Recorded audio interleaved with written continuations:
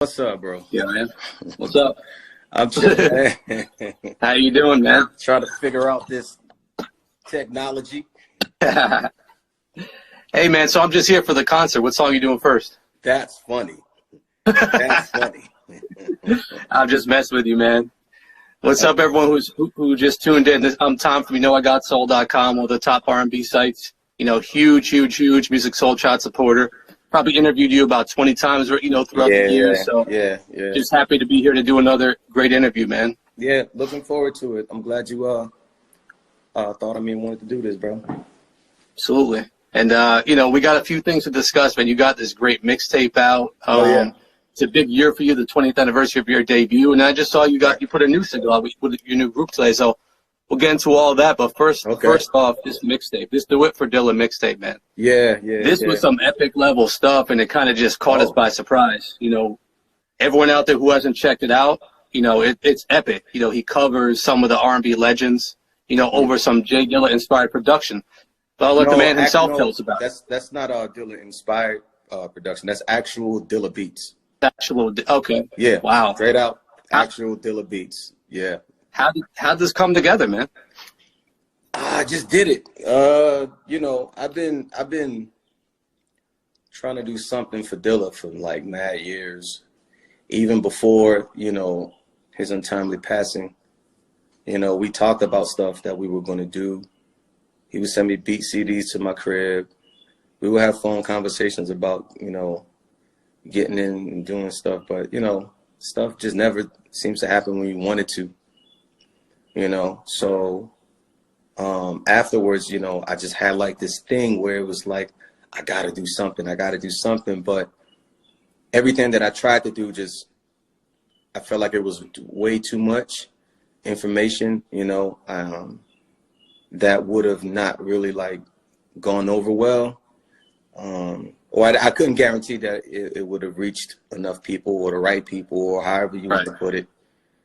So I went through the process of trying to find people to get behind it so that we can put enough of a push so that it could, get some legs behind it. But, years just kept flying by, man, and time just kind of like started getting away from me. So I said, you know what, the easiest thing that I could do is do what I know. I know these beats, I know these songs, and I can just put it out, and whoever want it. If whoever don't get it, whoever get it, but I can't like be worried about, and you gotta understand, like, this is coming from the mindset of being in this game for so long, understanding how things go, understanding the concept of marketing and promotion, understanding the concept of servicing your core audience, what that means or whatever. You know what I'm saying? So I got all of this crap, all of this mental traffic that I had to like navigate through in order to even get to the point to be like, bro, just do something and put it out, And it took a while, because I had to like work through a lot of stuff. But I got there and I was able to get it out. Been talking to my Dukes real heavy. Dilla's mom, Actually, this project was actually supposed to come out last year. That's the funny part, It was supposed to come out last year, and it's supposed to be 10 joints, but I needed, I don't want to just put stuff out just to be putting it out. Like, I wanted to have a certain level of quality. So that's why it's only 5, and I purposely named it the Do It For Dilla mixtape. Do It For Dilla mixtape, the Soul Brother series, volume 1. It's volume 1 because this is going to be a continuation. I'm going to do more songs from more artists. I'm gonna probably just start with these first 5 just to kind of get a rhythm. But the second one that's coming out is going to be the ladies. It's going to be the Soul Sister series, volume 1. So we can't forget the women that helped build the House of Soul music. So and ultimately the whole point was because I'm kind of going through a transition right now as far as, the brand, the Musiq Soulchild brand is concerned. I feel like there's been a misconception of what the Musiq Soulchild brand was or is, rather. And, you know, it's, you know, I don't really like take it out on nobody because I pretty much perpetuated it. I enabled it. I kind of went along with it because that's, you know, again, the mental traffic that I had from my timeline as far as my perspective on things, listening to people and wanting to live up to these expectations that weren't really accurate to me. Yeah, I could do it, you know, and I was happy to do it because I was honored to even be where I was. But when I started waking up year after year, being creatively frustrated because I couldn't really like be my full self creatively because everybody just wanted the same 5 to 10 songs. And when I come to the shows, and if I don't do those records, then they say the show was trash. And then I got to deal with promoters trying to give me less bread because people was complaining. Because it just got really weird. It got really weird, dude. You know, and of course, as you know, I try to do other things on the side to kind of like, you know, take care of that over there so that I could be a better Musiq Soulchild. But people was putting stuff together that don't go together, and I had to deal with that. And I just got tired of talking about it. So, I used to go, you know, I just be going on like spells of time. Well, I just go MIA because I don't know how to interact with y'all. Like, I don't know what y'all want from me. I know the things that people say, and then when I try to live up to it, I got a whole other side that's like, you know, complaining. So then I try to like fit them in somehow, but then I'm taken away from these people, and it's like, dude, I can't be everything for everybody. So, well, let me stop you real quick because I don't see how anyone could complain about this type of project. Like, for starters, I know a lot of people are in the chat are asking where they could find it. You know, you can go to our site, you know, igotsoul.com. It's on there. It's also, you know, on all the streaming formats. But you covered, I mean, for those who haven't heard it, he covered Donny Hathaway, Prince, Michael Jackson, Marvin Gaye, and Stevie Wonder, some of the top R&B vocalists of all time. And he did the music justice.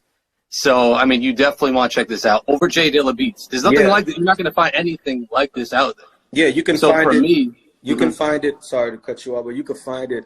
I literally started a whole Instagram page for it called Do It for Dilla, DEWITT, the number 4, Dilla, DILLA, DEWITT 4, the number 4, DILLA. You go to that page, and just tap the link, and it'll take you to Bandcamp, and it's a free download. I had to like go back because it wasn't a free.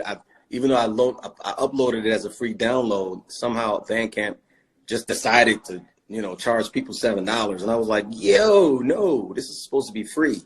So, you know, it's supposed to be a free download. And for everybody that actually bought it, thank you, but I'm not going to take your money, and PayPal going to give your money back after like a month or so. You know what I'm saying? So I never wanted any money for this. But that's where you can find it. You can go to Do It for Dilla, my alter Insta, you know, Do It for Dilla, and tap the link, and it'll take you to Bandcamp. Or you just go to Bandcamp and just look for Do It for Dilla mixtape, and or the Soul Brother series, you know what I'm saying, and it'll be there. But my bad, you were saying? Well, let me ask you this about the project. So the 5 songs you have on there, for those who haven't heard it: Donny Hathaway, Love, Love, Love. Prince, I Want to Be Your Lover. Michael Jackson, Rock With You. Stevie Wonder, Ribbon in the Sky, and Marvin Gaye, Sexual Healing. These are all covers you did. Right. Which of these was the hardest for you to cover? I didn't think about. I don't know. I didn't think about that. Let me think about that. Some of the top vocalists out there of all time. You know, so. I would have to say I Want to Be Your Lover because it's mostly falsetto.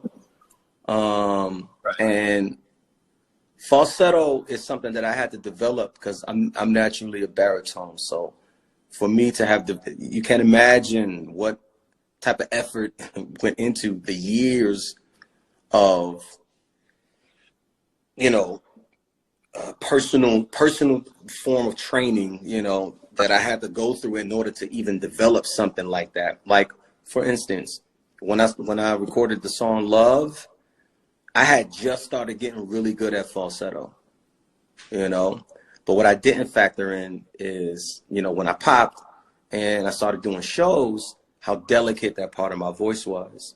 So when I started doing like a lot of shows, it got to the point where I couldn't sing the high note because that's the first thing to go.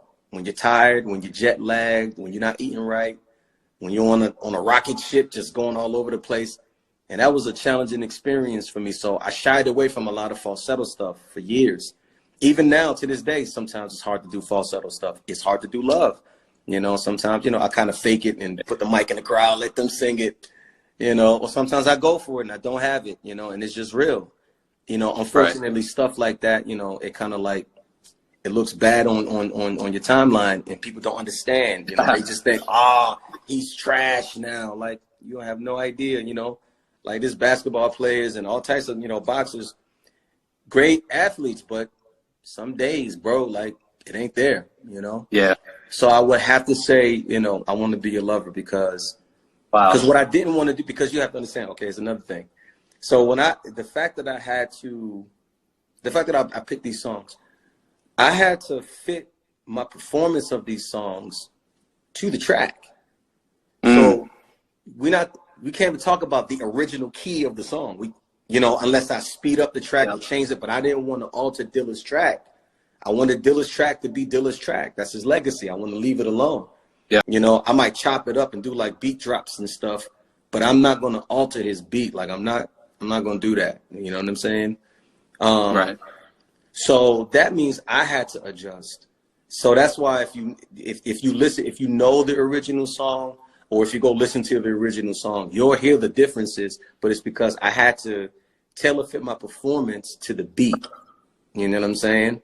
So when it came time to do I Want to Be Your Lover, it was either do it hella low, which is not going to be in proper Prince fashion, even though he had a stupid range, but people identify with that song with him singing in falsetto, and I didn't want to like compromise the integrity of that song. So I said, I'll just go for it, you know, and I just went for it. And I had to like really work on my tone because I wanted to make sure that I was honoring Prince. I had to make sure that I was honoring myself, and I had to make sure I was doing the beat justice, you know. Right. So that was I think that would have to be the most challenging one. The second to that, because I was going to say the Marvin Gaye one, because it's a lot of words, you know, it's a lot of moving parts. It's the way that I don't know what he was thinking about when he structured that song. It's not like verse hook. It's like you got a verse and then you got a second kind of verse and then you got a hook and then you got a pre-hook and then you got so that was a challenge, but more than that, I Want to Be Your Lover was probably the most challenging one. Wow. Nice, man. Yeah. Well, as an R&B lover, man, thank you for this project. You know, this was an epic thing we didn't expect, really, and, you know, you did so much justice on those covers. Thank you. Well, the other point was I needed to establish to people who Musiq Soulchild is officially. I know I'm like 20 years late. I know, my bad, but, you know, I was, you know, on autopilot because that was the game, you know what I'm saying? But when I started seeing stuff shift, you know, and I started losing people and gaining new people. And when you do something for, you know, a span of time, 20 years, a lot changes, man. So sometimes even you get lost in you know, in what's going on. So I had to like go back to basics. I had to like, almost like what you say, like when you like, you know, like when your computer crashed and then you got to like take it back to, it's like reboot. Yeah, I had to reboot. Thank you.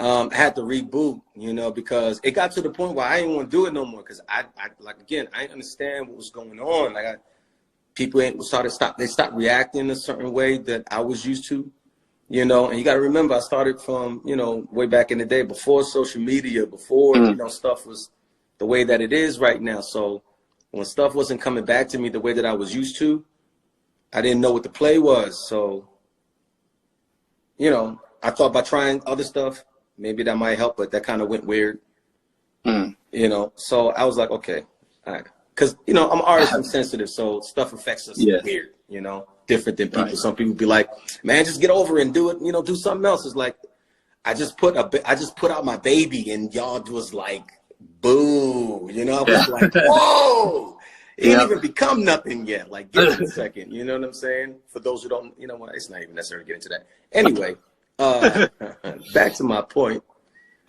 I needed to go back to basics. So the reason why I picked you know what I'm saying, those songs was because I didn't go to school for this. I didn't go to school for music. I didn't have the luxury and privilege of being shown and taught, you know, music like that. You know, yeah, there was regular music class in elementary school or whatever, but it wasn't really that extensive or deep at all. And after a while, it got cut. So at least in my, you know, educational timeline, and even then it was a wrap after a while. So I never went to, so my point in saying that is I got my music education from these people, from these artists. I learned how to write songs. I learned how to arrange songs. I learned how to sing. I learned how to, well, sing better. You know, I learned how to like make good choices. You know, I learned how to do runs. You know, I learned how to like find my whatever, my swag. I had to find my drip in this, you know, in the whole situation from Marvin.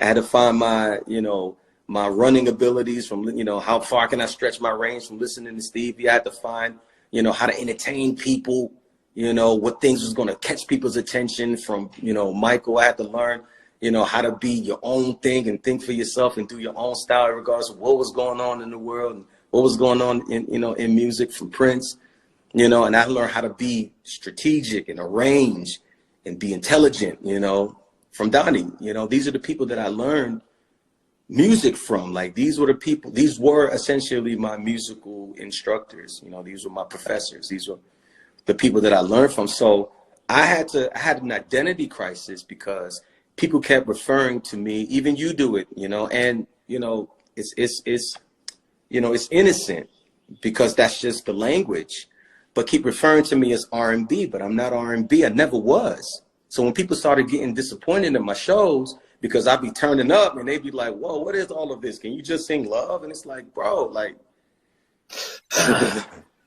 Well, let me stop you there, man, because I want to have time, make sure we have time to touch on your debut. And I think this is a good segue too, because you got time. You know, you were talking about those who you learn music from. Now, we're celebrating 20 years of your debut later this year. You know, I Just Want to Sing, you know, classic album, masterpiece, undeniably. Right. And, I mean, everyone on this who's listening to this show loves that album, no doubt. Thank you. So thank you. Tell us, you know, what do you remember most about creating that album? Because you said you had no school for music. You just were, you know, learning from the greats. So how did you create this masterpiece? To be honest, I really wasn't paying much attention. You know what I'm saying? And just for the record, I apologize to everybody because my lighting is dark. I didn't figure out where the best spot was because, you know, I don't do this, you know, and this is, you know, Mocha hitting me up about it. I don't know what you want me to do about it, Mocha. I'm talking. Leave me alone. Thank you. I don't know, maybe if I hold it different, maybe you can see me. Oh, wow. There we go. Wow. There. People be real about finding that light. Okay. This is mad awkward to hold this like this.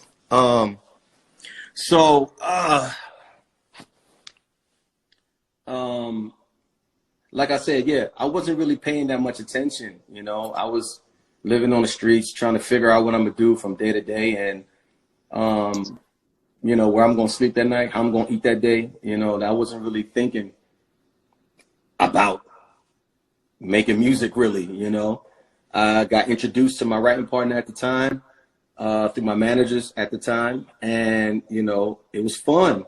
You know, homie let me come through and work. You know, and you know, sometimes, you know, they would feed me, and you know, that would kind of be like the thing, you know. I'd be like, yo, you trying to come to the studio? And I'd be like, I don't know, man, you know, I got so much to do. I ain't have nothing to do, bro. Right. When he was like, I mean, you know, I figured we can go get some grub, and oh yeah, so yeah, I'll be there, you know. And I was just working on records because it was something cool to do, you know. I was stretching and exercising my abilities and figuring out what I could do. You know, just that's it. And then when I got told that, you know, it got picked up by a label and was going to get put out, I was like, huh? What do you mean? You know, because there was never a conversation, at least not with me, about about doing that, you know. And I'm sure at some point in the back of my mind, I knew it was going to get to that point, but I had a totally different image in my head of how stuff was going to go. So working on I Just Want to Sing, it was deliberate, but only in that moment. It wasn't like it was something that I was thinking about, okay, this song and then this song and then that song. It was just whatever I worked on that day and whatever I could put into the song that day was it. And when I was done with it, I was done with it, and then was on to the next, you know. So I wasn't really thinking about album and hit songs and this is going to change people's lives, you know. I was really going through a lot of shit back then, and it just came out in the music, you know. So when I did Love, that was a real song for me, you know. And that's another thing. People don't understand, like, that's a real emo song. Like, when people want me to sing that song for their weddings, I be like, I don't think you understand what this song is about. But, you know, whatever. Whatever gets you down the aisle, bro. I don't care. Let's go. Let's go. But that's a very heavy song for me. And through the years, it got more and more challenging for me to sing that song because I start feeling like, you know, almost like I'm like taking it too lightly, you know, like, because it just started to become just another song that I do. But that's a very emotional song for me. So a lot of the times I don't connect with the emotions that got you that song. So, you know, I'll be feeling like a fraud when I sing that song. Because I don't be feeling it. I be having so much stuff on my head. Like sometimes I'll be on stage and I'll be on autopilot because it'd be so much that happens before I get on stage and so much I have to deal with after I get off stage that sometimes I don't even be there. I don't even be there, you know, but I still got to pull it out, you know, and I'm always going to do my best to give y'all my best, regardless of what I'm going through, regardless of whatever crap I'm dealing with. And, you know, and I've been dealing with a lot of crap, but to say the least. But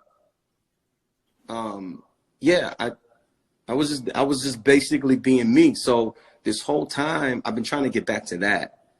You know what I'm saying? But everybody wanted me to keep chasing. I Just Want to Sing. I don't know what you think you're gonna get from that, but you know, I'm gonna try though, and that's what I've been doing. Till it got to the point where it stopped making sense. Like, bro, this is dumb. I'm trying to chase something that I don't even know how I did it. You know, when I could be doing other stuff that y'all might think is really fresh, but I can't get to it because y'all want me to do what y'all think. And it's not to say that y'all don't know. Can I intervene real quick? Do you know why do you know how many artists you influenced by that album alone? I think that's why. I mean, I'm just reading the chat here. How many people fell in love with that album? I think that's why people gravitate to it so much. Got you. I still come into newer artists today who say, yeah, I was influenced by Musiq Soulchild. I think that's so heavy. I don't know if you realize that as a singer. No, dude. I take it as a blessing. You know what I'm saying? I may not always know completely what that means because I would have to be that person. You know, I would have to know how they were impacted, you know, by, you know, whatever song. But y'all got to remember, like, them songs like 20 years old. I'm not even that same person anymore. I've evolved and grown and learned so much since then. That's no different than somebody telling you to be the same thing that you was 20 years ago. You know, and I feel like it's such a challenge for artists to do that. And we try, bro. We try, you know, but it gets challenging because then you start sounding dated. You start being out of touch. You know, it's almost like you're in a time bubble. You know, it gets weird, you know, and there's no growth in that. Now, you got some people that are really good at that, though. Some people are really good at maintaining that same thing, you know, but I think that comes from how it was conceived. You know, if a person made something with the full intention for it to be what it was at that time, it's easier to reconnect with that. But in my case, I wasn't there, you know. I mean, I was there physically, but you know, mentally and spiritually, I wasn't really there. It was just all emotions. But we all know feelings change. Like, people change all the time. So if I got to connect back with those feelings, you would have to recreate those circumstances. And I'm not interested at all in recreating the circumstances, bro, because that's hell no. You know what I'm saying? I've done better. You know, I've moved on. I've learned more. I've changed my mind on things because of things that I've learned, you know? So I understand, and I want to do my best to, and I've spent the better part of, you know, these last 20 years, you know, trying to live up to people's expectations. And it worked. It was cool for a minute, but then you start to get older, you know, that time and reality starts setting in.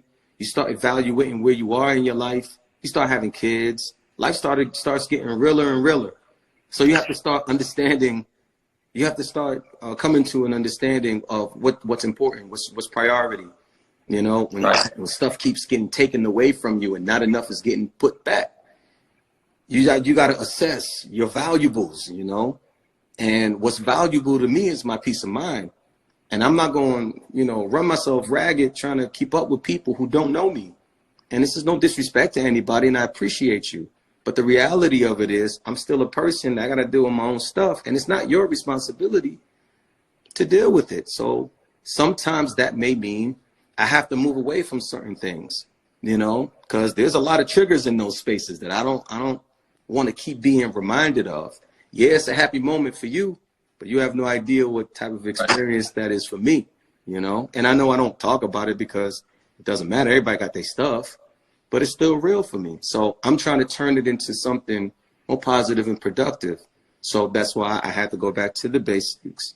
And me working to go back to the basics got you the Do It for Dilla project, because that's how it started for me. Listening to those songs, learning from those artists, and a bunch more. But this is the beginning of that, you know, and I want to help people kind of get almost like a manual of how to understand who Musiq Soulchild is, you know, not to negate or take anything away from anything that happened, you know, within the past 20 years, but the more accurate representation of Musiq Soulchild is what I just did in this Do It for Dilla project. It's literally hip hop soul. That's what I've always been. That's what I still am, and I pretty much expect to be, you know, for the rest. I'm hip hop soul. Yeah, I may be R&B adjacent. There may be songs that you can categorize as R&B. I have no problem with that. But you're even doing yourself a disservice by telling yourself that what's happening is something that's not happening, because then you're going to be looking for something that was never going to be there. And you won't appreciate what actually is happening. I can't stress it enough. Musiq Soulchild is not R&B. Musiq Soulchild is hip hop soul. Whoever cares to take that into consideration and listen to that, cool. Whoever don't, I hope you get what you're looking for, bro. I can't help you. I can't help you. But I will say this, though. Feel the Real, your last album. And I've seen a lot of the comments in this chat. People are agreeing. They like that album. I thought it was a great album. Feel the Real I thought it was a problem. I thought it was a great progression of your sound, of your original sound, and just progression in production. Right. You know, lyrically, and I know you really like that album, too. I really do, bro. I really do. It's not necessarily exactly, you know, what I wanted to do, what I feel like the Musiq Soulchild sound should be, but it's the closest thing that I've done. But you got to say I did this before the Do It for Dilla project. Now the Do It for Dilla project is even closer. You know what I'm saying? So I'm steadily trying to inch closer and closer, because I got to identify it to myself first. You know what I'm saying? This whole time I haven't had the opportunity to really do that because I was trying to keep up with everybody's expectations. But then I had to wake up one day and be like, bro, you're going to either try to like keep doing that, or you're going to get to what the real is, you know? And you can't give it to people if you don't know what it is for yourself. So that means you got to take the L and lose some people. You know, I don't want to, you know what I'm saying? Y'all don't have to, you know, be cool on me because y'all don't understand what's going on, even though I'm laying it out as clearly as humanly possible, but whatever, you know. Some people don't have the attention. Sorry about that. Some people don't have the attention span or care to, you know. So that's I can't control that. All I can do is put what I can out. You know what I'm saying? And hope that people, you know, get it, dig it, support it, share it, like it. I don't know. Yeah. I mean, so I got to ask now, I mean, you've been progressing to this point. So we had Feel the Real. We had this Do It for Dilla project, which you're saying is even closer to the Musiq Soulchild brand you want to portray. What's next, man? You know, what's coming next that's going to be right where you want it to be? So right now I'm working on I'm calling it a 2020 project, where I'm gonna take some of my old songs and I'm gonna essentially like remake them, kind of like what I did with the Do It for Dilla project, except I'm gonna be doing it with my songs. Wow. And I'm going to be reproducing them. I don't think I'm going to do like the singles, because they already came out, you know what I'm saying? And people are emotionally attached to the singles. I might do a few just for the sake, you know, or whatever. But because now you're starting to mess with people's memories now, you know, and people, they take stuff like that seriously. And to me, it's like, I'm just being creative to try to give you more. But, you know, if you want to be mad, then go ahead and be mad. I can't stop you. So I'm gonna take this opportunity to, you know, take advantage of doing, like, you know, the album cuts. You know, I don't like this angle. Yeah, I gotta excuse me, man. I'm still trying to figure out this. I really should have set this up better. I know some people laughing, man. You old head, man. You need to. That's why I need to go live more. What was I saying? Oh yeah. So yeah, I wanna do some of the joints that I know that I think was cool.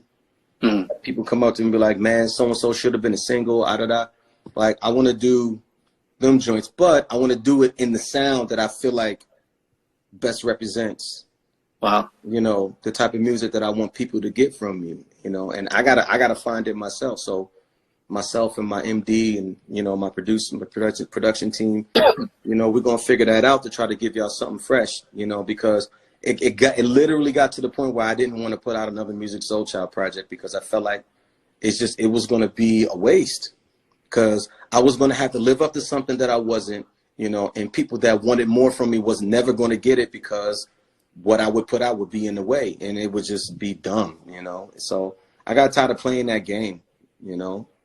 I just got tired of playing that game, trying to please people that I don't know what it is I got to do to please them. But when I do the thing that they say, it's not good enough, because it's just not enough. So when I do more, it's too much. I don't know. So I'm just gonna focus on doing what I feel is right, what's cool, you know, because I feel like I have enough information and data that I, you know, that I've kind of like accumulated through the years. I might know what I'm talking about a little bit. Maybe, I don't know. You know, you do something for 20 years, maybe you might know what you're doing. Yeah. So I'm trying to drop that, you know, sometime at the end of this year. Just to get folks that have been rocking with me for 20 years.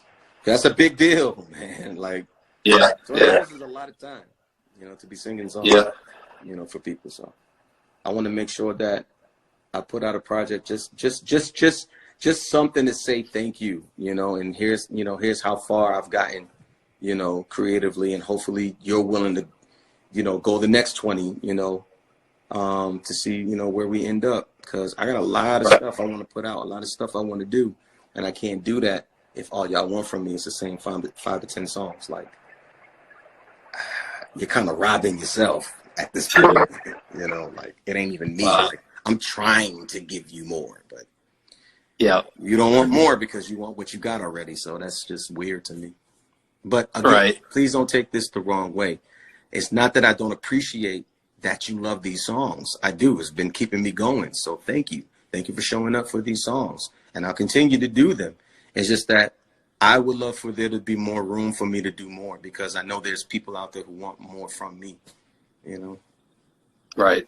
And then when all this craziness in the world passes, are you planning a tour to celebrate the 20th anniversary like that? Most definitely. Most definitely. Like, I don't even know what to do with myself right now. You know, I definitely need to get back out on the road. And yeah, I guess I could get on here and like perform or whatever, but it's different.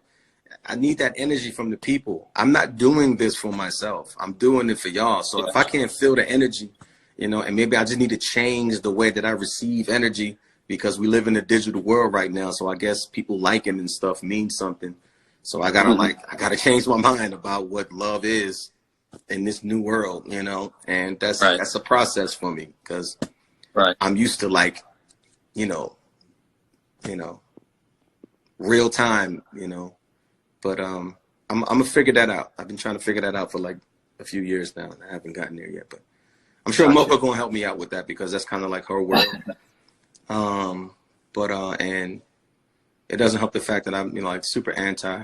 Like people want to talk about self-quarantine, bro. I've been self-quarantining because I be needing time to myself, man. I be out in the world and everybody want to touch you and get your energy and crap. And I just be like, I need to decompress. So I need to be by myself for a second, you know? So definitely when we get back up and running, hopefully that's soon. Yeah, I want to get back out there, but understand that I'm transitioning to be more Musiq Soulchild and less what people think Musiq Soulchild is, you know. Whatever. Just so everyone's clear, is there a song that you could point to and say that's Musiq Soulchild? From the stuff that I've done? From anything. Just so people can fully get it. Like I said, the whole Do It for Dilla project. Okay. Because it's literally me doing soul songs on hip hop beats. I really don't know how else to put it. Hip hop soul. I don't know how else to put it. You take hip hop music, you take soul music, you put that together, and you get Musiq Soulchild. Right. That's as simple as I could put it. Right. You know what I'm saying? Like if you think about hip hop soul, and that's another thing. I don't think everyone has the same idea of what hip hop soul is. Maybe.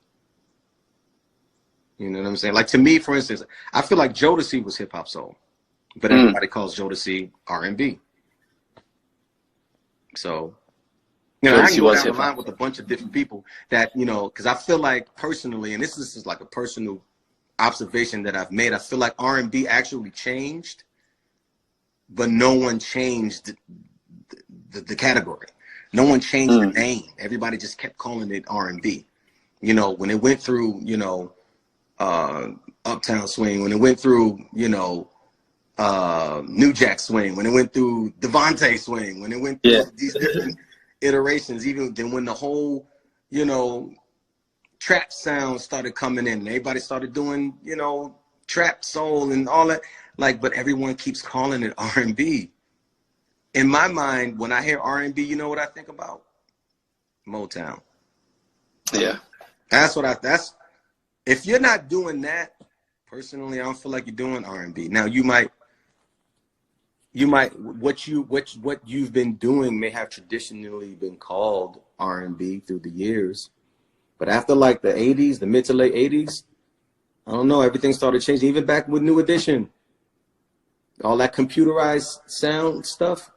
I mean, we can go back and forth with that, but personally, I feel like R&B was R&B when it was R&B, and R&B to me was really R&B back in, you know, the Motown days with you know, the Temptations and Marvin Gaye and all of them back then. Yeah, but then, I mean, that's a whole other discussion. You should see what they're calling R&B these days. I know, and I feel like it's doing both sides a disservice. It's doing R&B actual, you know, cultural R&B disservice because it's not really sticking to the same things. And then it's doing whatever this other thing that's being called R&B a disservice because it's not being appreciated for what it really is, because it's being held to a certain standard that it was never intended to represent, you know? Right. So it just gets weird for me, you know? So that's why I just kind of like got out of the whole discussion and started telling people, look, I'm hip hop soul, because that was if you go to the very first song from Musiq Soulchild, you don't even hear a note. You hear a beatbox. I'm beatboxing on my first song. That's hip hop. Right? Right. So I'm just trying to understand where's the disconnect. Like, you know, and like I said, very early on in you know, me getting on, I kind of like perpetuated it in my own way. I enabled it in my own way by trying to live up to this concept that people were sort of like pushing me towards, which is, you know, these ballads and this R&B vibe. But that, you know, ask anybody around me, anybody who was around me at the time, they will tell you that's never what I wanted to do. I only did it because it was working. And that's when, you know, you got to give the people what they want, you know? Right. But if you came to my shows, though, you almost got a hip hop show. Sometimes you might even got a rock show, you know. But I'm trying to live up to my name, bro. My name is Musiq, for crying out loud. My name is not R&B. I'm not trying to, you know, be a jerk. I'm just trying to help give people perspective and some kind of context. Like, I'm really trying to do, you know, what it is, and I'm trying to live up to. You know, Right. it's just to be some representation, some valid representation and contribution to music culture, you know. And that doesn't just mean R&B. You know? Yeah. Nobody for nobody. If that's what you into, cool. That's what's up. I'm just saying, I'm trying to do more, you know. Well, let me say, I'm really looking forward to hearing this new project. We're just about out of time, so I just want to give a couple of cool shout outs. Mocha, thank you for putting this together. Shout out to our friends. Yeah. I see our friends SOBs in the house checking in. Shout out to them here in New York City. My wife checked in and tuned into this whole episode. Shout out to my wife, Marlene. So, and Musiq. Marlene. Musiq, man, we just appreciate you always. You know, just do what you do, man. Yeah, you know, do what you want to do. Don't. I know I've been like, it's been crazy. I'm sorry. This actually, now that I'm about to get off, I'm like looking like the light is probably the best. Oh, man. Crazy. We'll have to do it again then. So, yeah. You know, talk some more. But hey, man, once again, thank you. You know, we'll check it again soon and keep it going. No doubt. I appreciate it. I appreciate the support. Thank you for everybody for showing up. I'm sorry I couldn't get to y'all because, you know, I don't really know how to like talk the time and read your comments. I haven't gotten that good yet with this. But I'm gonna work on getting more on this thing and interacting with y'all because I know, you know, I get it a lot, and I know I'm sorry that I'm not a social media person like that, but I'm gonna work on it. I promise. I'm gonna work on it. I'm gonna work on it. Cool, man. All right, man. We'll talk soon. All right. Peace. Peace.